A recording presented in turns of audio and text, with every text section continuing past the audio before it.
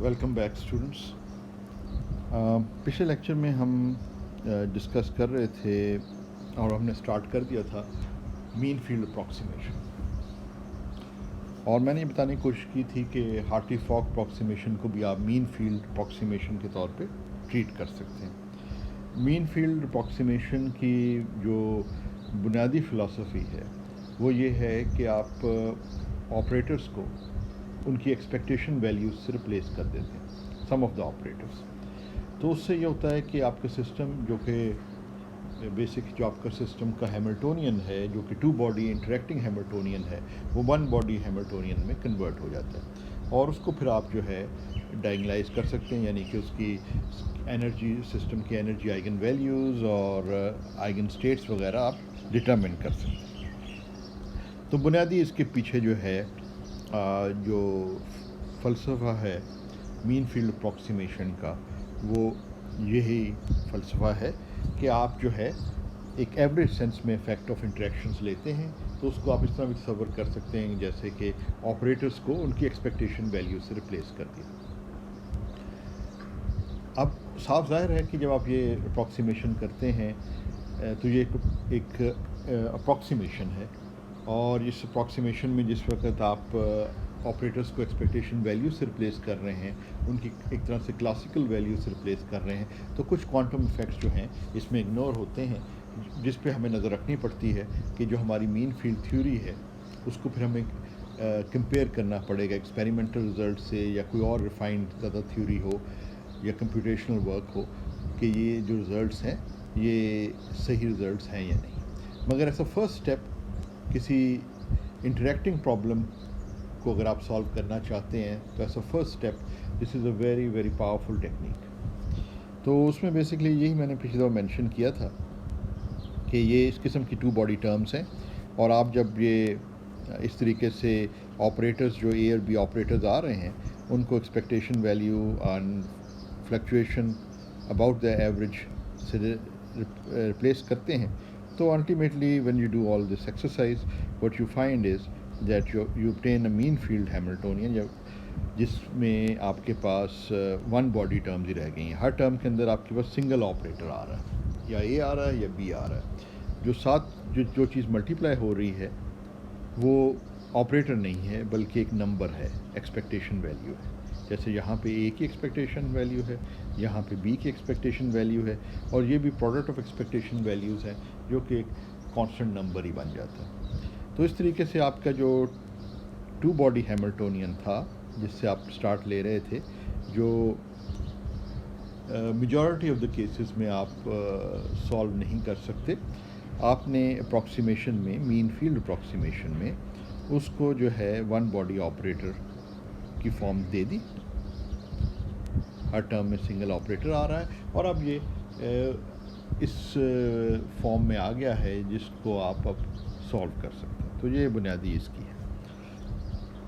Hartree-Fock में अगर हम इसको ज़्यादा डिटेल में जाएं, जिस तरह हम जा रहे थे, तो आम तौर पे आपके डिफरेंट ऑपरेटर्स होंगे, कुछ सेम भी हो सकते हैं, मगर की हर इस चीज़ को जनरल रखते हुए अगर इसी चीज़ को जो ऊपर मैंने मेंशन किया है, हम ये सोचें कि ये ऑपरेटर्स हैं, इनमें अगर हम इलेक्ट्रॉन गैस वगैरह को डिस्कस कर रहे हैं तो आम तौर पे ये सी ऑपरेटर्स हैं, सी और सी dagger operators, creation and annihilation operators.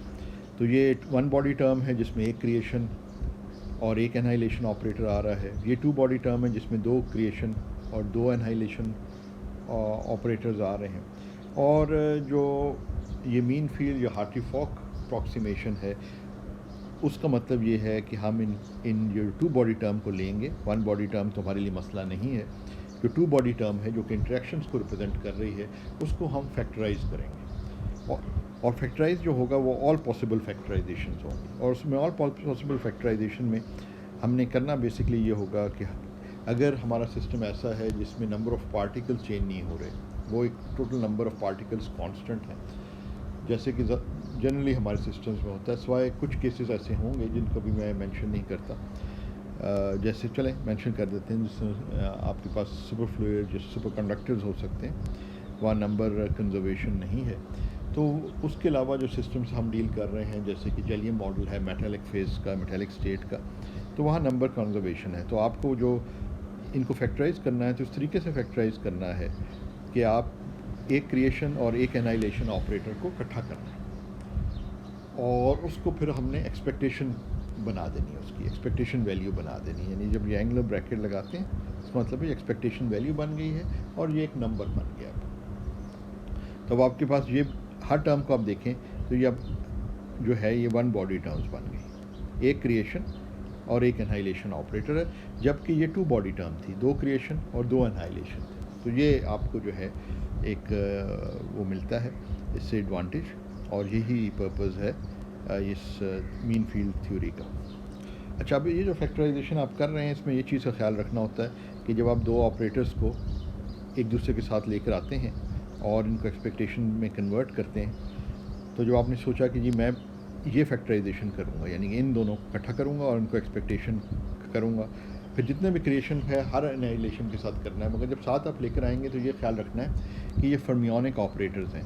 तो जब आप इनको मूव करते हैं क्रॉस, तो जितनी दफ़ा आप इनको इंटरचेंज करेंगे तो ये एंटी कम्यूटेशन रिलेशंस को ब्रेक करते हुए माइनस साइंस आएंगे। तो अगर दो दफ़ा किया तो माइनस इंटू माइनस प्लस बन जाता है। तो कुछ टर्म्स के साथ माइनस है और कुछ के साथ प्लस है, और वो इसी वजह से है कि आपने कितनी दफ़ा इंटरचेंज किया है। अगर इवन नंबर ऑफ़ इंटरचेंजेस की हैं तो माइनस को जब इवन नंबर टाइम्स आप मल्टीप्लाई करेंगे -1 को, तो वो जो है आपको प्लस दे देगा, अगर ऑड टाइम होगा तो माइनस आ जाएगा।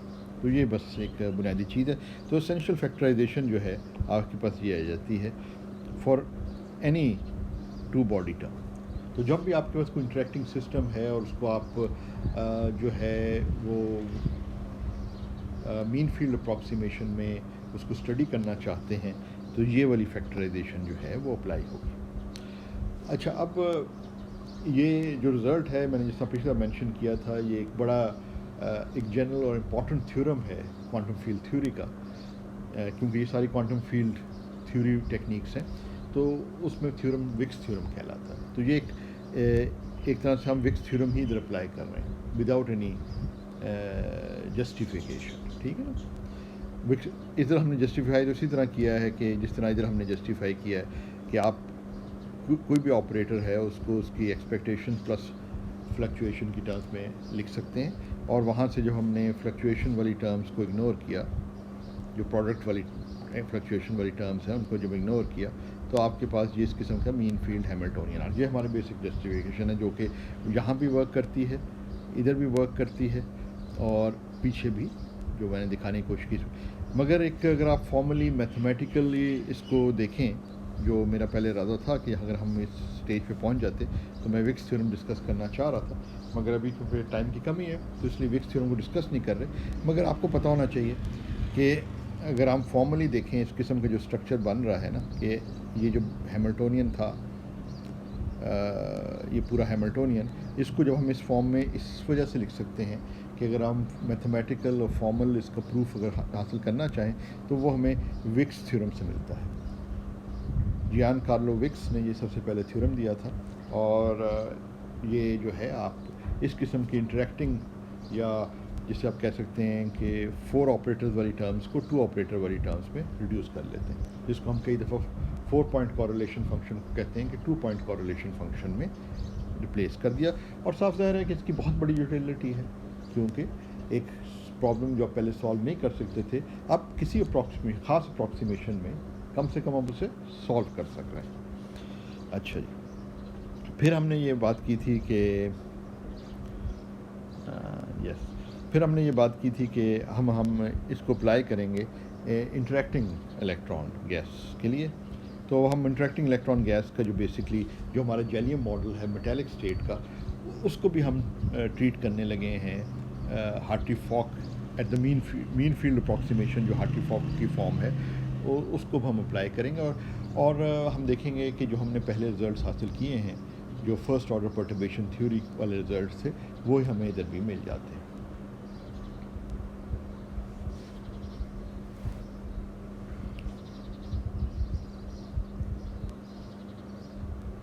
तो फर्स्ट ऑर्डर पर्टर्बेशन थ्योरी में आप ध्यान में रखें कि वहाँ पे जो हमारे पास बेसिक असम्पशन थी वो ये थी कि पर्टर्बेशन जो कि कूलॉम इंटरेक्शन टर्म है वो वीक है।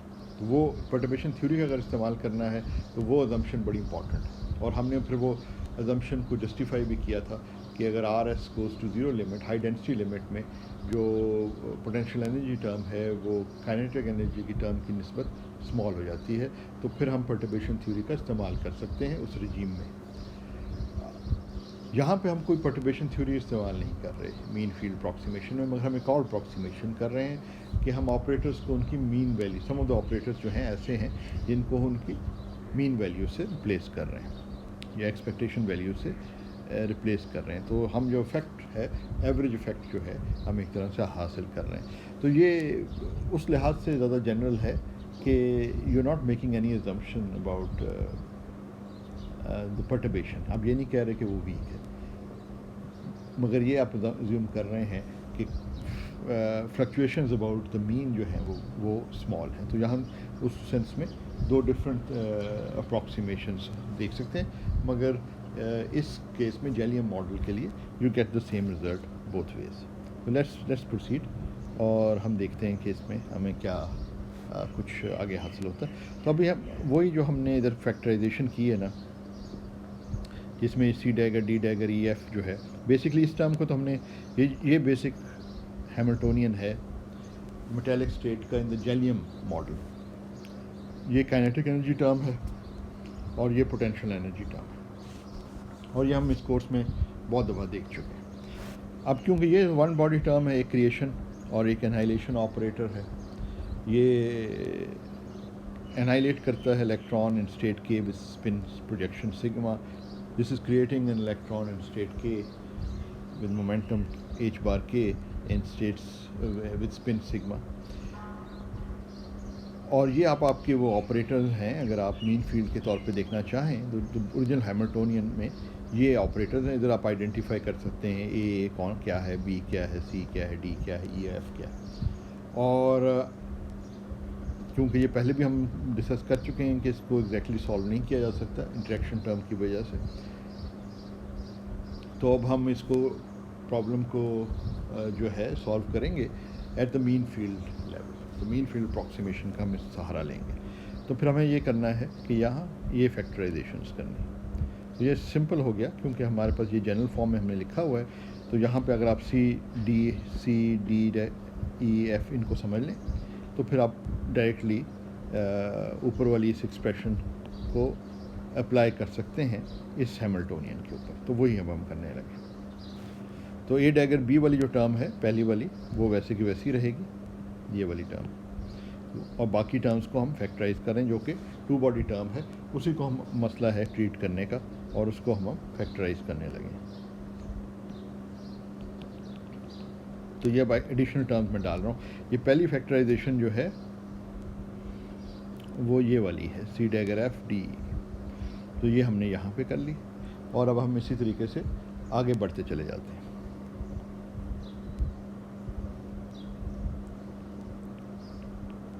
तो क्योंकि हमने वो जनरल फॉर्म में लिखा हुआ है इसलिए ये काफ़ी आसान हो जाता है। तो अब हम इन सेट्स ऑफ ऑपरेटर्स को, ये जो सेट्स ऑफ ऑपरेटर्स हैं, और जिस तरह अगर आप इधर देखें तो सी डैगर एफ ऑपरेटर जो थे उनको उनकी एक्सपेक्टेशन से रिप्लेस कर दिया। तो यही बेसिकली मीन फील्ड है कि अब इस टर्म के अंदर इनको तो छोड़ दिया हमने, मगर इनको जो है ना सर्टन सेट ऑफ ऑपरेटर्स जो हैं उनको हम उनकी एक्सपेक्टेशन वैल्यू से रिप्लेस कर देते हैं। अब किसी मीन फील्ड थ्योरी के अंदर कौन से जो हैं एक्सपेक्टेशंस जो हैं वैल्यूज़ वो नॉन ज़ीरो होंगी, किन वो ज़ीरो होंगी, वो केस टू केस वेरी करता है। तो वो हम आगे चल के देख लेंगे। अच्छा, एनीवे अभी ये जो है ये सारी फैक्टराइजेशन जो मीन फील्ड फैक्टराइजेशन है वो लिख रहा हूँ। ये मैंने पहले जो है सी डैगर एफ, सी डैगर और एफ, यानी इस वाले को इसके साथ मैंने पेयर किया, और पेयर करने के बाद इसको जब ये जो इकट्ठा बना है इसको मैंने एक्सपेक्टेशन वैल्यू से रिप्लेस कर दिया।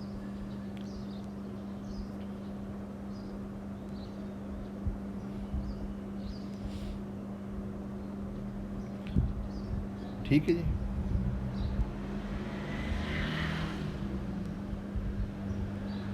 अब अगले वाले में मैं इस वाले की पेयरिंग करने लगा हूँ, डी डैगर और ई की पेयरिंग, यानी कि ये सी है, ये डी को मैंने ई के साथ पेयर करना है, डी को ई के साथ पेयर, तो वो मेरा ये वाला बन गया और उसको फिर एक्सपेक्टेशन से मैंने रिप्लेस कर दिया।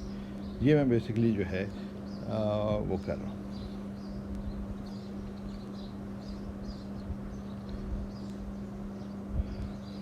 और आगे फिर आपके पास ये टर्म आ जाएगी, थर्ड टर्म ये है, तो वो आप देखते जाएंगे तो कोई इसमें मुश्किल नहीं है, प्रोसीजर इज़ क्लियर।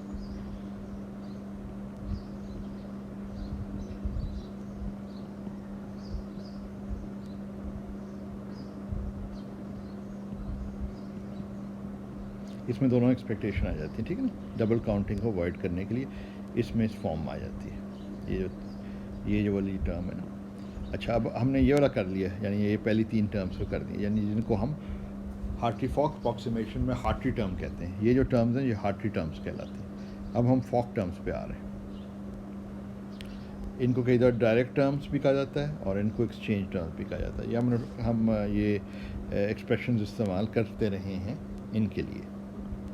अब ये जो है ये नेगेटिव साइंस के साथ हम एंटी कॉम्यूटेशन की वजह से नेगेटिव साइंस इसमें आ रहे हैं।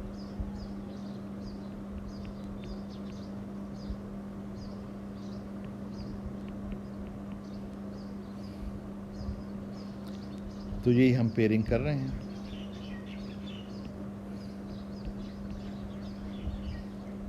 इसी तरह अगली वाली टर्म, अब ये जो टर्म्स हैं ये वाली टर्म्स हैं। अब ये मैं लिखूँगा, फिर ये और फिर ये, तो 6 टर्म्स ये आ जाएंगी इधर से। जो 2 बॉडी टर्म है ना, उसको अगर हम इस तरीके से फैक्टराइज करें तो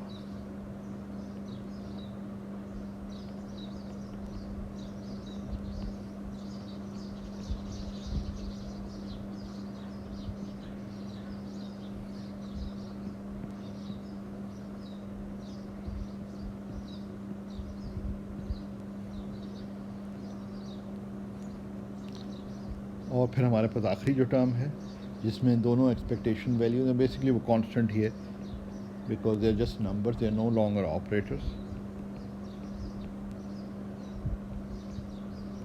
तो ये एनर्जी वगैरह में कांस्टेंट शिफ्ट ही देंगे, तो इसलिए they are not too important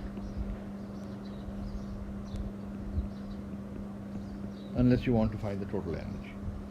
अच्छा जी, तो ये अब आपके पास ये फैक्टराइज होकर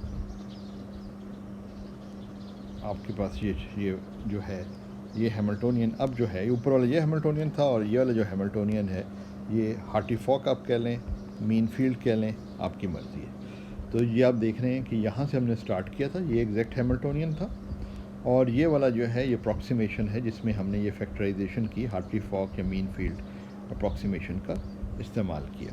तो अब ये जो हैमिल्टोनियन है इसके नीचे HF इसलिए लिख दिया है क्योंकि this is an approximate Hamiltonian, the exact Hamiltonian is this, ठीक है।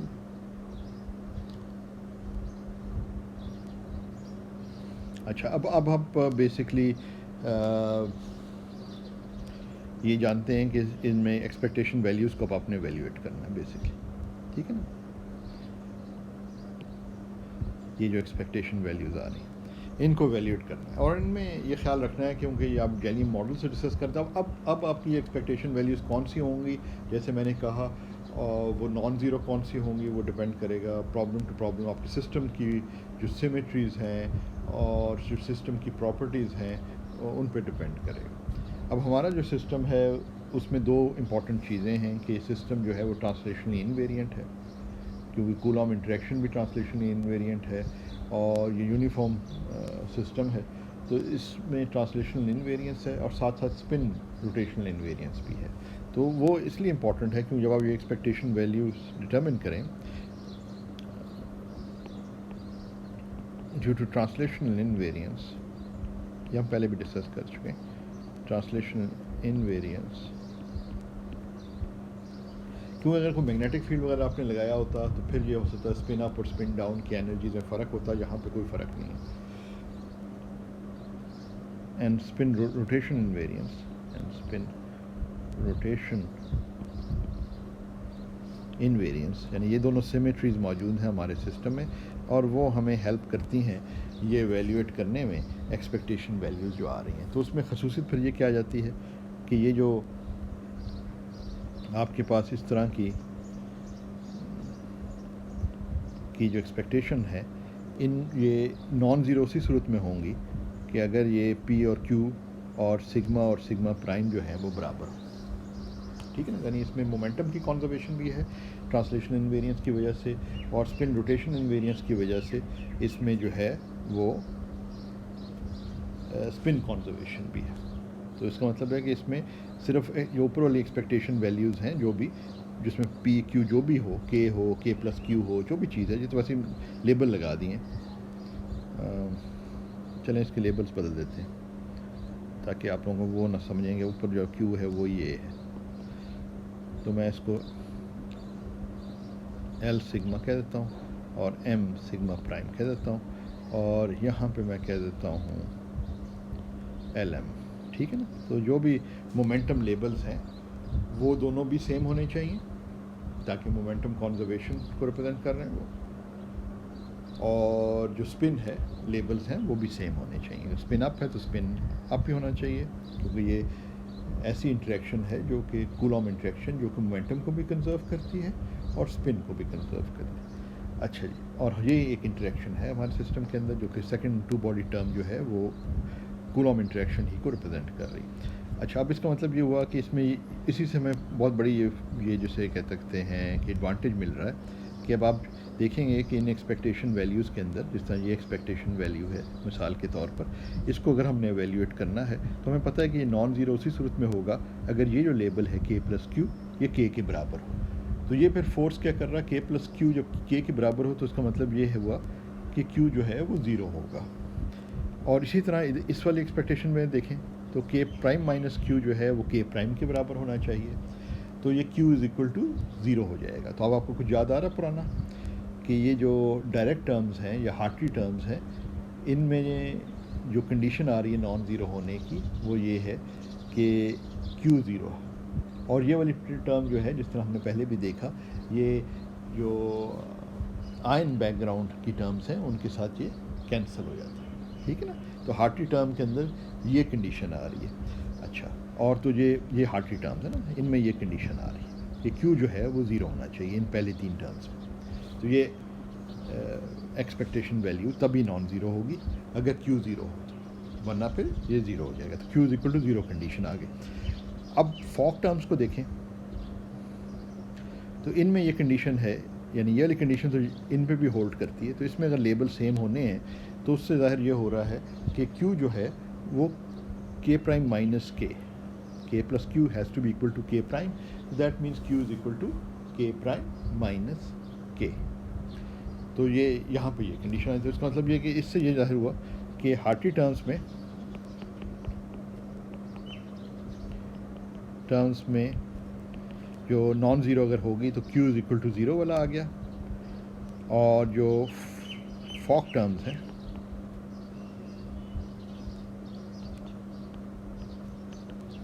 क्यू जो है वो के प्राइम माइनस के आ गया, ठीक है।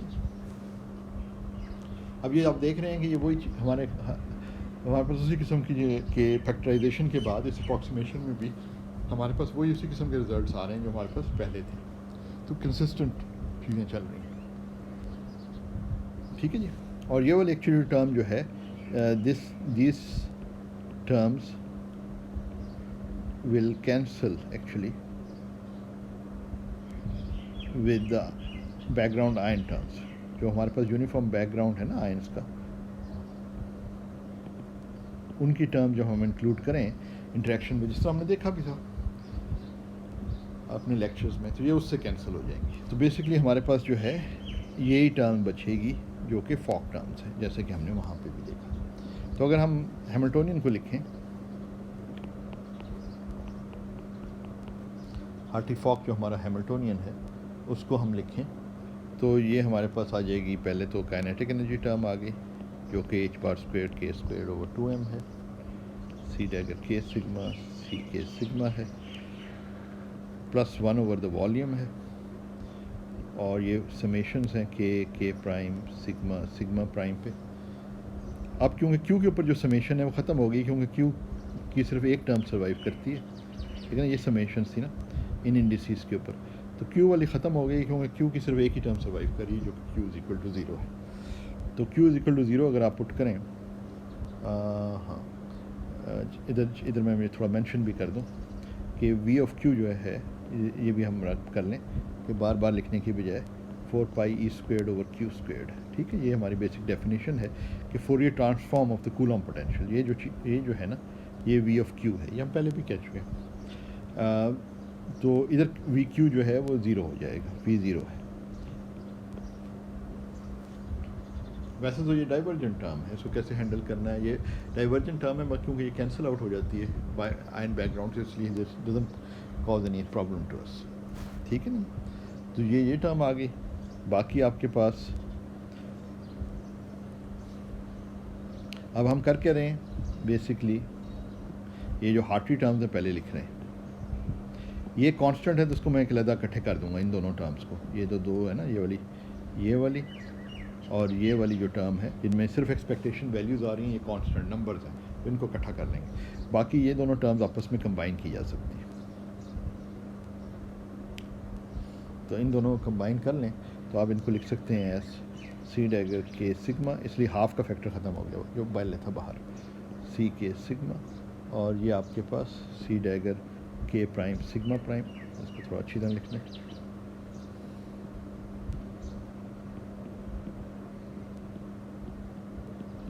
ये एक्सपेक्टेशन आ गई। ये अब आपकी दोनों जो हार्ट्री टर्म्स थी वो ऐड करके आप इस तरह लिख सकते हैं, और अब आप फॉक टर्म्स लिखने लगे। फॉक में 1 ओवर वी है। अच्छा, इसको थोड़ा सा मैं ऐसे करने लगा हूँ, इसको इस तरह वी को ऊपर थोड़ा सा इस तरह कर दिया ताकि ये जो वी है, ये वी और ये वॉल्यूम जो है ना, ये दो डिफरेंट है। थोड़ा सा इनका नोटेशन थोड़ी सी मैंने चेंज करके इसको इस तरह का लिखा है ताकि आप लोगों को कन्फ्यूजन ना हो, क्योंकि वी दो आ रहे हैं ना, तो कन्फ्यूजन का चांस है। यहाँ पे भी जो आपके पास यहाँ पे जो टर्म्स हैं, अच्छा हार्ट्री वाले में आप देख रहे थे कि जो ये कंडीशंस थी ना, ये डेल्टा फंक्शन की वजह से आप देख रहे हैं कि वो क्यू वाली समेशन ख़त्म होगी, Q is equal to zero. यहाँ पे भी बिल्कुल क्यू वाली इन्हीं डेल्टा फंक्शंस की वजह से, जो कि ये फोर्स कर रही है कि जहाँ पे क्यू है वहाँ के प्राइम माइनस के हो, वो आपके सिर्फ तभी नॉन ज़ीरो टर्म आएगी, उसकी वजह से अब समेशन ओवर क्यू ख़त्म हो गई है। और साथ साथ क्योंकि यह फॉक टर्म्स के अंदर सिग्मा और सिग्मा प्राइम फ़र्क है, तो वो जो डेल्टा फंक्शन जो सिग्मा प्राइम पर है ना, वो अगर आप ये जो समेशन है सिग्मा प्राइम पर, वो आप एग्जीक्यूट कर सकते हैं by using this delta function. तो हर वो टर्म जिसमें सिग्मा प्राइम सिग्मा के बराबर हो, सिर्फ वही टर्म सर्वाइव करेगी, सिर्फ वही टर्म सर्वाइव करेगी, बाकी तमाम टर्म ज़ीरो है। तो आपके सिर्फ समेशन जो हैं वो के प्राइम और सिग्मा पे रह गई, ठीक है। तो और आपका जो कूलॉम पोटेंशियल है वो के प्राइम क्यू, वो क्यू है, वी क्यू है, मगर क्यू जो है वो के प्राइम माइनस के, ठीक है। तो ये सी डैगर के सिग्मा इसको लिख सकते हैं, और सी के सिग्मा इसको लिख सकते हैं, और ये सी dagger K prime sigma prime है, और ये सी के प्राइम सिग्मा होना चाहिए, क्योंकि समेशन आपने परफॉर्म कर ली है इसके ऊपर, केस प्राइम सिग्मा, ठीक है। और आगे आपके पास जो दोनों टर्म्स थी वो उनको हमने कांस्टेंट्स लिख दिया, ये यानी ये कांस्टेंट टर्म्स, ठीक है।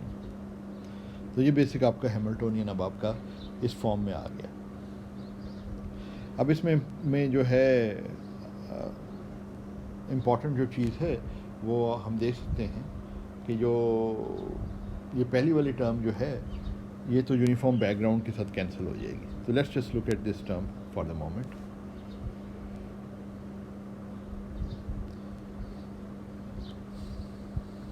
यानी कि अगर हम इस हार्ट्री टर्म को चलें एक नज़र देख लेते हैं, जो हार्ट्री टर्म है ना,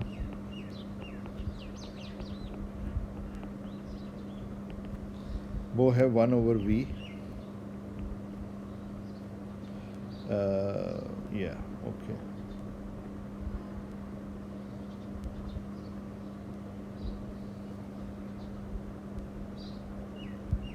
बेसिकली तो सिर्फ के और सिग्मा ही रह जाता है, क्योंकि Q 0 है तो के फोर्स कर रहा है के सिग्मा, ठीक है।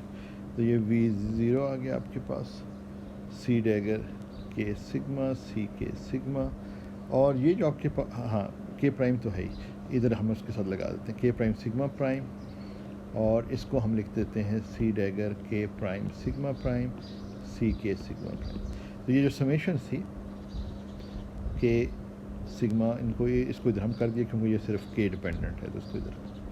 अच्छा, अब इसको ज़रा आप गौर से देखें कि ये क्या चीज़ है, तो आपको याद आ जाएगा, this is the expectation value of the number operator in the state के प्राइम सिग्मा प्राइम, ठीक है।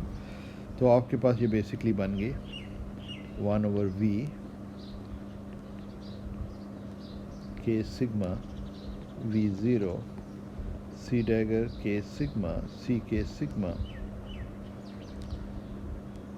समेशन के प्राइम सिग्मा प्राइम एन के प्राइम सिग्मा प्राइम। और अब ये जो है ये टोटल नंबर को रिप्रेजेंट कर रहा है जो कि एन, तो एक्सपेक्टेशन वैल्यू जो है ये। तो आपके पास ये अगर आप देखें तो ये वही फॉर्म बन जाती है जो हमने पहले भी हासिल करते रहे हैं, क्योंकि ये इंडिपेंडेंट ऑफ के है तो इसको इस तरह लिख सकते हैं और इसको इस तरीके से लिख सकते हैं, सी डैगर के सिग्मा, सी के सिग्मा।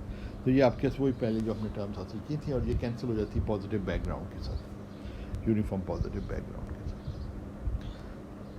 अब आपके जो बाकी टर्म्स रह गई वो हार्टी फॉक हैमिल्टोनियन के अंदर वो आपके पास फॉक टर्म रह गई और काइनेटिक टर्म रह गई। तो काइनेटिक टर्म जो है इसको लिख देते हैं cancels with uniform background, we are left with this. तो हार्टी फॉक में सिर्फ हमारे पास अब ये रह गया, ये टर्म रह गई जो काइनेटिक टर्म है, और फिर फॉक टर्म रह गई।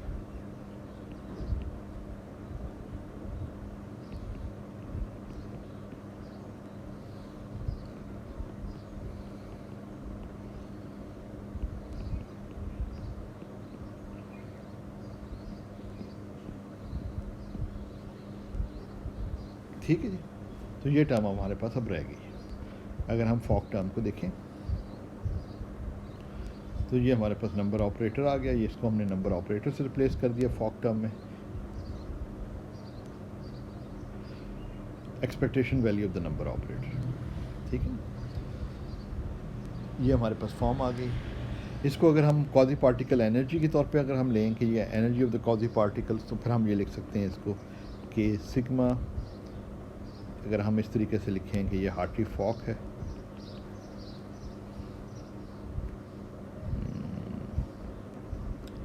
अच्छा के सिग्मा, हार्टी फॉक के सिग्मा ये एनर्जी है, और ये सी डैगर के सिग्मा, सी के सिग्मा। ये आगे कांस्टेंट्स भी हैं जिनको हम प्लस कांस्टेंट लिख सकते हैं इधर। तो ये बेसिकली अगर हम ये देखें कि ये सारे के सारा जब हम टोटल एनर्जी जो है वो क्वाजी पार्टिकल्स, टोटल एनर्जी जो है ये क्वाजी पार्टिकल्स की कंट्रीब्यूशन से टोटल एनर्जी आपको मिल रही है, तो फिर ये वाली फॉर्म हम लिख सकते हैं कि this is the quasi particle number and energy in each state and you're summing over all the state. तो ये जो है इसका मतलब ये है कि जो क्वाजी पार्टिकल एनर्जी है उसमें ये कंट्रीब्यूशन है और ये कंट्रीब्यूशन है। तो क्वाजी पार्टिकल एनर्जी जो है up to constants where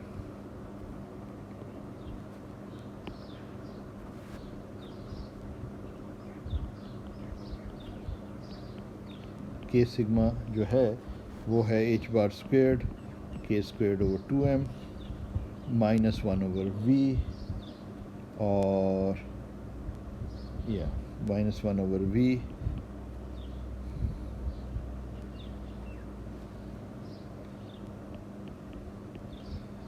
v के प्राइम माइनस के। अच्छा, इसको मैं अगर बस डायरेक्टली उस तरह लिख लूँ वी के माइनस को, तो आपके लिए थोड़ी ज़्यादा आसानी हो जाए, 4 पाई ई स्क्वेयर्ड ओवर k माइनस के प्राइम स्क्वेयर्ड, 4 पाई स्क्वेयर्ड ओवर क्यू स्क्वेयर्ड को ना क्यू की जगह k माइनस क्यू लिखती है, और आगे आपके पास n प्राइम k प्राइम।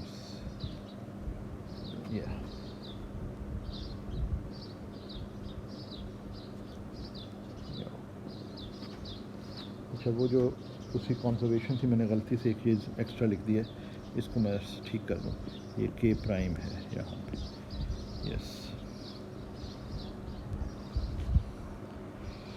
तो ये आपके पास बेसिकली जो है ये वो आ गया है total your quasi particle energy. तो this is a quasi particle energy, यानी इंट्रैक्शंस की वजह से जो बेयर इलेक्ट्रॉन्स हैं उनकी एनर्जी जो है वो चेंज हो गई, जिसको हम कई दफ़ा कहते हैं रीनॉर्मलाइज हो गई, और अब वो एनर्जी जो है इंटरेक्शन की वजह से, आपने देखा जैसा पहले भी हम डिस्कस कर चुके हैं कि अगर इंटरेक्शन ना होती तो सिर्फ और सिर्फ ये काइनेटिक एनर्जी टर्म होती। अब ये जो कूलॉम इंटरेक्शंस है उसकी वजह से लोअरिंग ऑफ एनर्जी आ रही है माइनस साइन की वजह से, और आपके पास जो है ये टोटल एनर्जी बन रही quasi particle energy.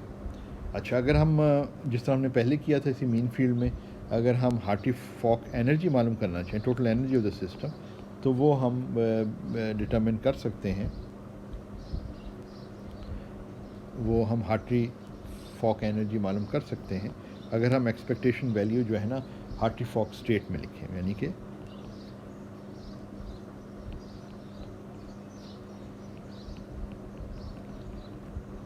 Hartree-Fock state हमने इसी तरह डिफाइन की थी ना कि you fill all the negative energy state. अगर आप अपने केमिकल पोटेंशियल या फर्मी लेवल को ज़ीरो पे रख रहे हैं तो नेगेटिव एनर्जी जितनी भी स्टेट्स हैं आप उनको फिल कर रहे हैं, यानी फर्मी लेवल तक तमाम स्टेट्स फील्ड है। ये हमारा जो है वो हार्ट्री-फॉक स्टेट है जिसको हम इधर लिख रहे हैं। तो हमारा ये जो हार्ट्री-फॉक हैमिल्टोनियन है, हार्ट्री-फॉक नहीं, जो टोटल हैमिल्टोनियन है उसकी एक्सपेक्टेशन वैल्यू जो है हम डिटरमिन कर रहे हैं हार्ट्री-फॉक स्टेट में।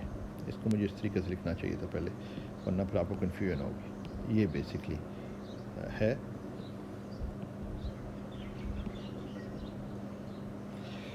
ये आपका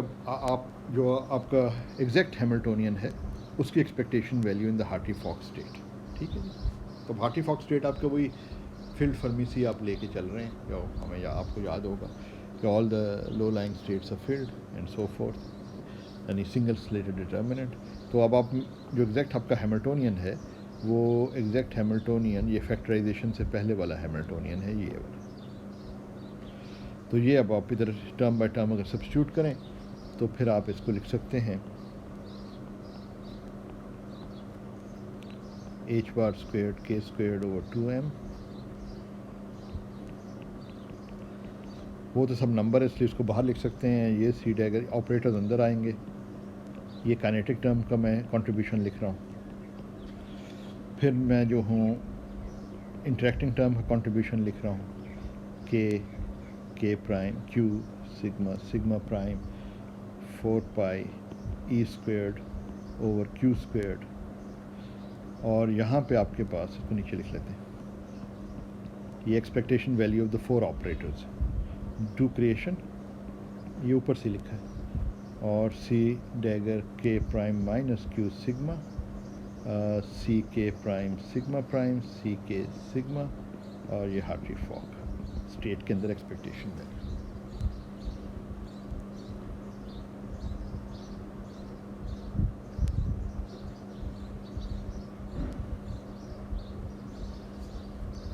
ठीक है जी। तो हमने देखा था कि ये नॉन ज़ीरो एक्सपेक्टेशन वैल्यू उसी सूरत में मिल सकती। दो आपके पास हैं कि ये बिल्कुल वही चीज़ आ गई, उसी स्टेप पे आप आ गए हैं जिस पे पहले भी आए थे कि ये जो एक्सपेक्टेशन वैल्यू है ये नॉन ज़ीरो उसी सूरत में होगी कि जब ये ऑपरेटर्स जो हैं इस स्टेट के ऊपर ऑपरेट करें तो आप वापस जो है इसी स्टेट पे आ जाएं, ताकि जब आप इनर प्रोडक्ट लें नॉन ज़ीरो आ जाए। तो उसके लिए आपके पास दो फिर सिचुएशंस बन जाती हैं। पहली टर्म तो वैसी की वैसी ही है, और उसमें तो आपने सिर्फ नंबर ऑपरेटर बन जाता है ये, तो विद इन द ये जो है ये 1 होगा if the states are filled and up to the Fermi level, and it's zero otherwise, तो 1 दे देगा up to the Fermi level. तो इसलिए और स्पिन को शामिल कर लें तो 2 दे देगा। हर स्टेट में एक स्पिन अप और एक स्पिन डाउन है, तो 2 का फैक्टर्स, अगर स्पिन की समेशन आपने कर ली तो 2 का फैक्टर आ गया। के जो है कंडीशन ये है के एफ तक, ये जो एक्सपेक्टेशन वैल्यू है ये आपको 1 दे देगी, ठीक है ना। अबव के एफ 0 दे देगी क्योंकि कोई स्टेट्स अबव के एफ ऑक्यूपाइड नहीं है इन द हार्ट्री-फॉक स्टेट, यानी इस स्टेट में जो कि फील्ड फर्मी सी है इसमें कोई ऑक्यूपाइड नहीं। तो ये आपके पास h² k² ओवर 2m आ जाता है इधर से। अगली वाली टर्म में सिर्फ आपके पास 2 टर्म्स आती हैं,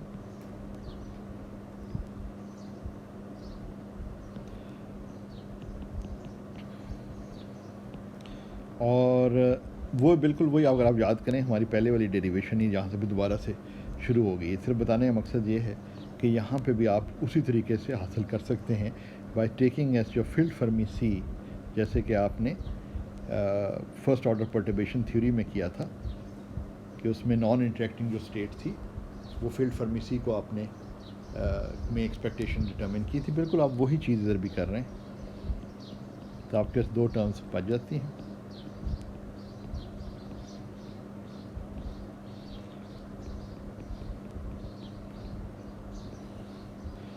और दूसरी टर्म आपके पास ये आ गई, जो नेगेटिव साइन के साथ आ रही है टर्म वो फॉक टर्म है, दूसरी हार्ट्री टर्म है जिसको हम डायरेक्ट और एक्सचेंज टर्म्स भी कह रहे थे पहले।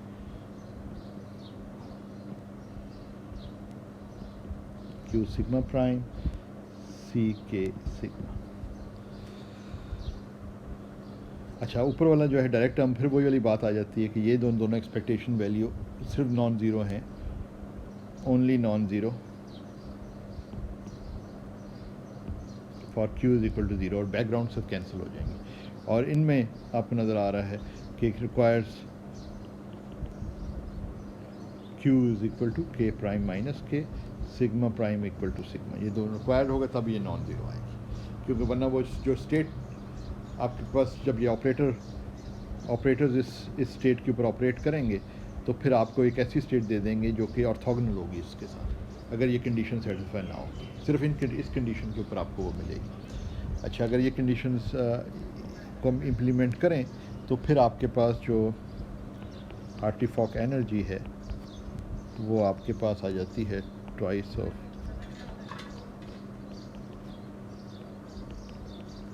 ये काइनेटिक एनर्जी टर्म आ गई, वो जो डायरेक्ट टर्म तो कैंसिल हो गई, तो फिर आपके पास ये फॉक टर्म ही बची, जिसको एक्सचेंज टर्म भी आप कह सकते हैं। और इसमें वही वाली हम बात कर रहे थे कि के प्राइम माइनस के एब्सोल्यूट स्क्वायर्ड, और यहाँ एन के प्राइम सिग्मा एन के सिग्मा आया था। एन के प्राइम एन के सिग्मा जो है ये आपके पास इन दोनों एक्सपेक्टेशन से आ रहा है, ठीक है। और अब हम वही तरकीबें लड़ाएं जो हमने पहले की थी, वही ट्रिक्स हम इस्तेमाल करें, converting the sums to converting the summations to integrations. तो आप जब आप समेशन से इंटीग्रेशन में कन्वर्ट करते हैं तो वॉल्यूम का फैक्टर भी आता है, तो आपको याद होगा ना। तो ये 0 to kf है, ये d3k आपको दे देगा, v d3k ओवर 2 पाई क्यूब्ड आता है, यानी v ओवर 2 पाई क्यूब्ड इंटू d3k। तो v जो है वॉल्यूम हमने इधर डाल दिया, ये h bar squared k squared over 2m आ गया। ये तो हम एवेल्यूएट कर ही चुके हैं, आपको याद होगा। सिर्फ अगर काइनेटिक एनर्जी टर्म हो फील्ड फर्मी सी के लिए तो ये हम एवेल्यूएट कर चुके हैं, और हमें पता है कि 3/5 EF आ जाती है, -1/2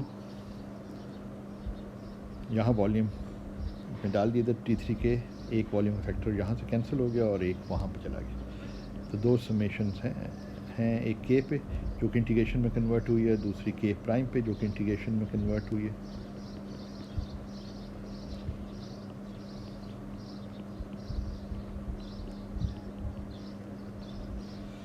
और यहाँ पे आपके पास सम जो है हमने ये स्पिन के ऊपर कर दिया तो 2 का फैक्टर आ जाएगा, और बाकी जो हैं ये थीटा फंक्शंस बन जाएंगे क्योंकि फील्ड फर्मी सी को आप कंसिडर कर रहे हैं ना, वही आपकी हार्ट्री-फॉक स्टेट भी है।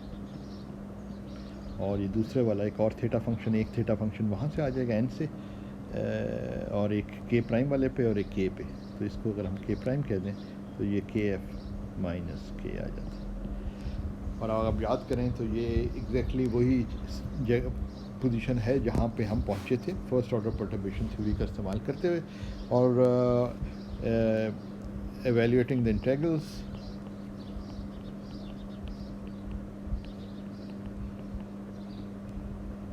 आपके पास रिज़ल्ट आ जाएगा कि हार्ट्री-फॉक एनर्जी, अगर आप इसको या एन वगैरह के फैक्टर्स हैं उनको बाद में देख लें, पर पार्टिकल अगर आप डिटरमिन करें ये सारी कार्रवाई करके तो ये 3/5 EF आ जाता है, और -3/4 पाई E² KF, ये पुराने रिज़ल्ट ही है जो हमने पहले हासिल किया था, जिसको हम लिख सकते हैं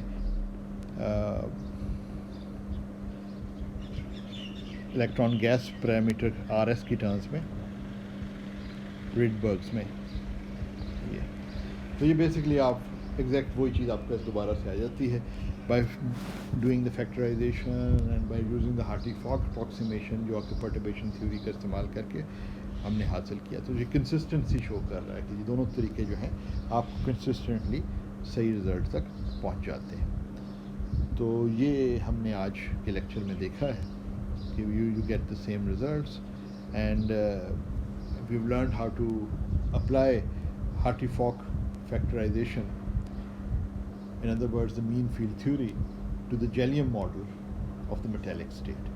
So आज के लेक्चर का ये इम्पोर्टेंट था।